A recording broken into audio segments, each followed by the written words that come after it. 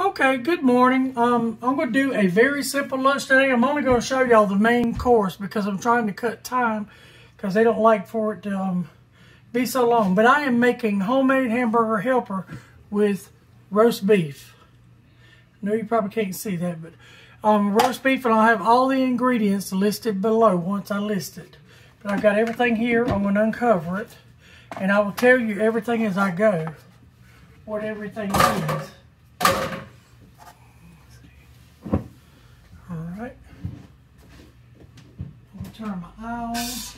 I'm using 2 cans of this roast beef. You get it anywhere. I got this from Dollar General. I think it's $2.50 a can. And in here, I've got half a stick of butter, and the rest of it's milk to equal up to 3/4 cup. And in here, I got all my seasonings: onion powder, paprika, garlic powder, beef broth, and a couple tablespoons of plain flour or self-rising flour, it doesn't matter, salt and pepper.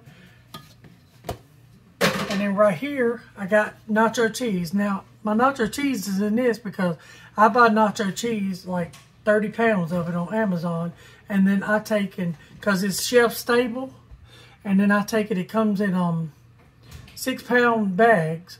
So, and I don't have a bag at the moment because we've actually used it. It took us 1.5 years to use all of it. So, because I make macaroni and cheese with it, make this mainly. Now, I've already cooked my pasta over here. My pasta's already done right here. And I did that just to save time. But I saved my water because you should always save your water. Now, in here, I've already opened my roast beef. Now, as you see, I got everything set up for you. I'm going to take my lid off of my cheese because this is going to go pretty doggone fast. Alright, as soon as I get everything heated up. Alright, now I'm going to take and move you, hopefully over here if I can find a way to put you. Ooh, the pan's already hot. Okay. Hopefully y'all can see from there what I'm putting in. So this is just a heated pan. Now I got my 2 cups of beef, and it's gravy and all, but put it all in. Now to get it all in, I just take a little bit of this pasta water, just a touch of it, because I want all that gravy flavor. And swirl it around, because eventually we're going to use all of that too. So now I'm going to add all of my. We got to make a gravy first, so you want this to come to a good boil. And it doesn't matter if your beef gets mashed up, it doesn't matter. This is really good beef. And as you can see, it's pieces of beef. Just big chunks of beef. I'm going to try to move you a little closer. I think maybe you can see a little bit better now. I just want you to see the pot. See, I'll show you the beef again. See, and there's a pretty good bit of beef, and the gravy is really good. Now, I take all my ingredients, and I just want to sprinkle them in here because we're making a gravy with this. And I'll have all the ingredients listed below. Now, you want to get all that worked in. And once you get that flour and everything worked in, and you see it's making a good thick gravy,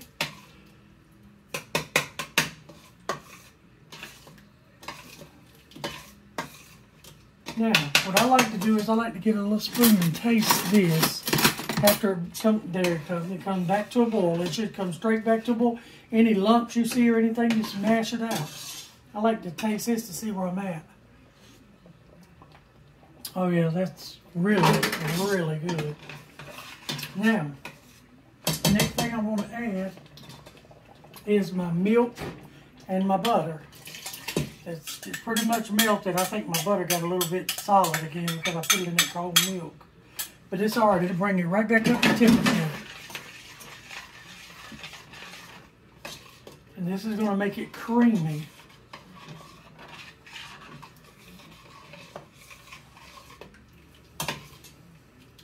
See how creamy it is? I'm going to try to keep you up if I can without knocking my dishes. As you can see, I'm playing dish chicken. I wonder if I could set you up here. Nope. Guess not.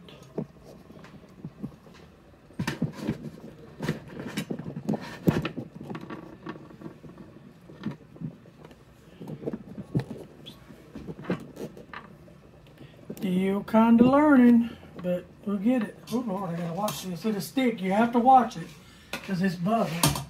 Now, I'm gonna add all my noodles that I pre-cooked because I was doing it to save time. You have to add them and break them up.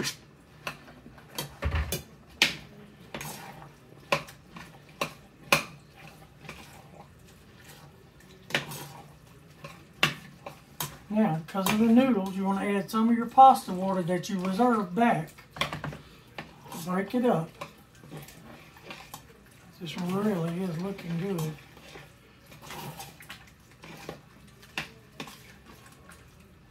And sometimes you're going to add all your pasta water back. It just depends. But as I said, I pre-cooked my pasta. And my pasta was I had 2 or 3 different kinds of pastas that were in a bag that I threw it together. Because sometimes I make me and Mama soup and stuff. Okay, so that is that. Now this is about a ½ cup of nacho cheese. I'm going to go ahead and use the rest of this in there with that.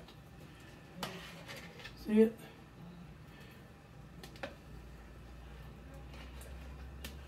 Gotta get it all out. I hate to waste it. There we go. I did get it all out. Now, because that is so thick, you want to keep stirring until all that melts in. And I'm not putting any other cheese in this but the nacho cheese. Because that's what I usually do when I make this. It's going to be like a nacho beef pot. Needs a little bit. You got to watch it because it will get too thick and it'll scorch. But there again, you got to watch it. And right here is where you want to taste for anything you need. I usually add pepper because I usually don't add pepper till the end. Okay, there we go. And he usually doesn't need salt because nacho cheese is salty, but Albert does love pepper and Mama does too. So. And I'll eat some of this. I like this type of stuff. And I'm going to cook garlic bread and just a small salad with it.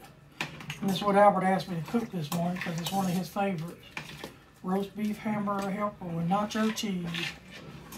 And it's so easy. And I do buy a box hamburger helper, but it's just so easy to do this.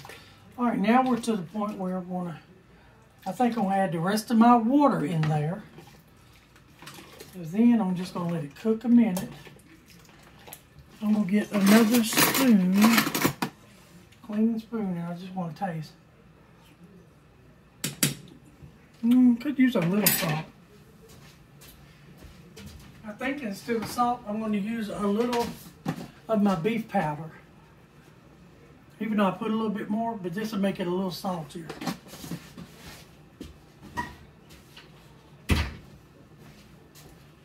But as I said before, I very seldom measure out anything, but I will give you the ingredients down below. Now, this was a pound of pasta.